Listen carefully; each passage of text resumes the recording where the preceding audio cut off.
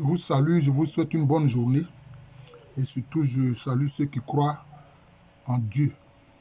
Ils savent qu'il y a une divinité suprême qui existe et qui est derrière toute cette création-là, dans laquelle il y a des lois mathématiques, des lois physiques, des lois chimiques, des lois biologiques et maintenant les lois de la mécanique quantique.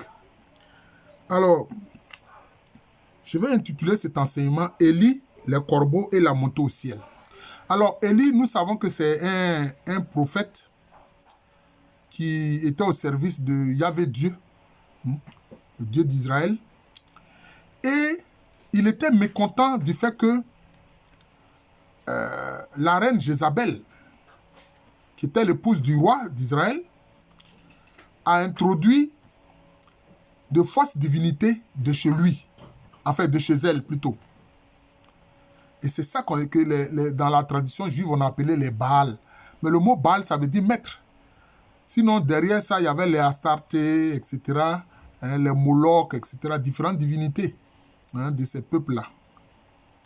Et, mécontent, il a prié Dieu pour que le ciel soit fermé, pour ne pas que la pluie tombe.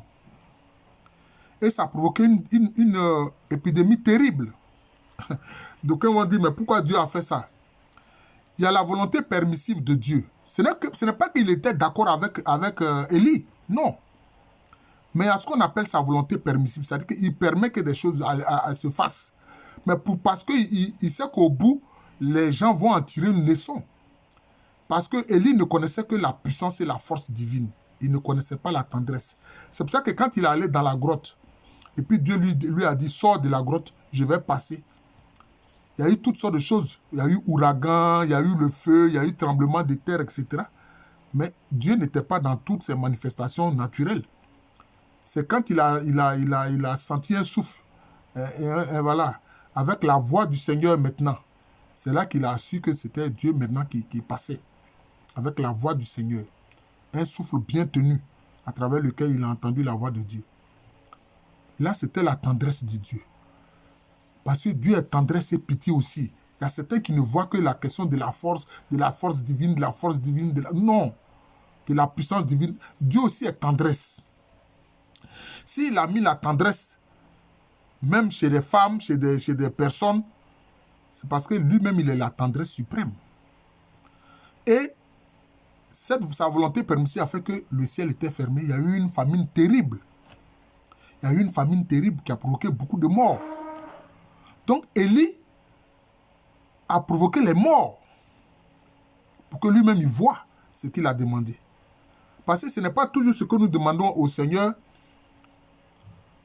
pour lesquels il est d'accord. Mais il peut nous l'accorder. Il peut ne pas être d'accord, mais il peut nous l'accorder.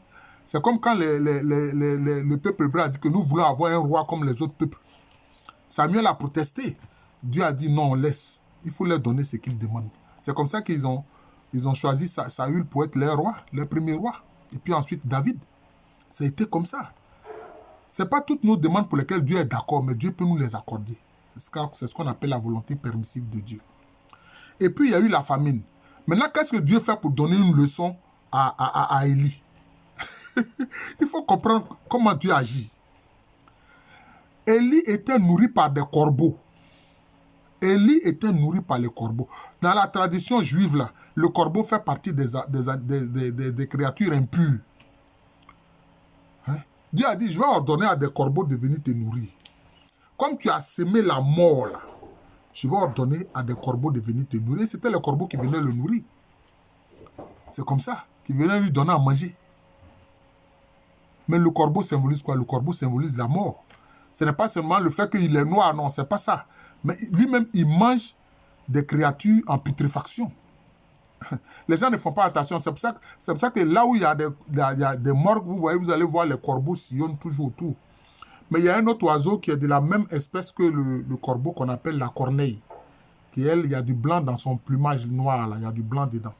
Mais pour le corbeau est tout noir, mais ce sont des oiseaux de même espèce. C'est comme ça. Donc, il symbolise la mort. Donc, Élie a sémé la mort. Mais pour qu'ils comprennent, après avoir été nourri par les corbeaux, maintenant qu'est-ce que Dieu lui dit? Va à Sarepta. Ça correspond à la région du Liban actuel. Hein? Dans la région de Tyr et Sidon, va à Sarepta. Il y a une veuve qui est là-bas. Va, je lui ai demandé de te nourrir. Voilà. Hein? Voilà. Pour qu'ils comprennent que ce qu'il a demandé est grave. Vous voyez? Pour qu'ils comprennent que ce qu'il a demandé est grave.